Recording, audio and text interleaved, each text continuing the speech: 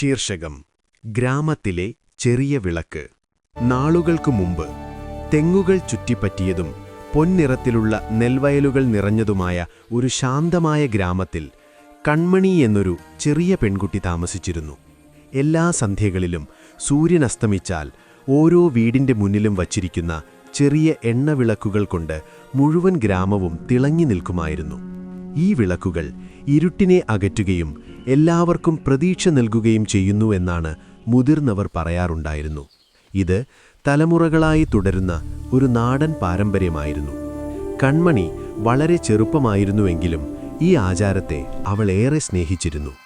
ഒരിക്കലൊരു സന്ധ്യയിൽ അവരുടെ വീട്ടിലെ വിളക്ക് എണ്ണ തീർന്നതിനാൽ തെളിയാതെ കിടക്കുന്നത് അവൾ കണ്ടു.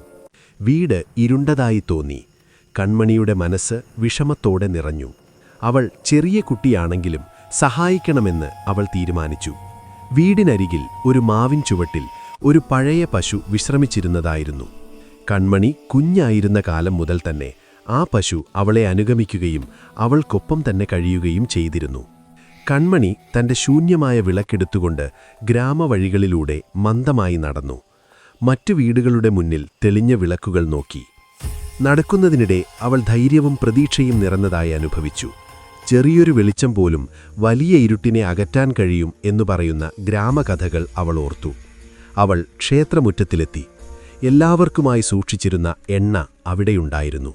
ശ്രദ്ധയോടെ അവൾ വിളക്കിൽ എണ്ണ നിറച്ചു. അതിനെ സ്നേഹത്തോടെ ചേർത്തുപിടിച്ചു. കൺമണി വീട്ടിലേക്ക് മടങ്ങി. വിളക്ക് വാതിൽപ്പടിയിൽ വെച്ച് തെളിച്ചു. മൃദുവായ വെളിച്ചം വീടാകെ പടർന്നു. നിഴലുകൾ അകറ്റി. അവളുടെ ഹൃദയം ചൂടും അഭിമാനവും നിറഞ്ഞതായി. പശു അവളുടെ അരികിൽ ശാന്തമായിരുന്നു. ഇരുവരും ചേർന്ന് രാത്രിക്കാറ്റിൽ നൃത്തം ചെയ്യുന്ന പോലെ ചലിക്കുന്ന വിളക്കിന്റെ തീ നോക്കി.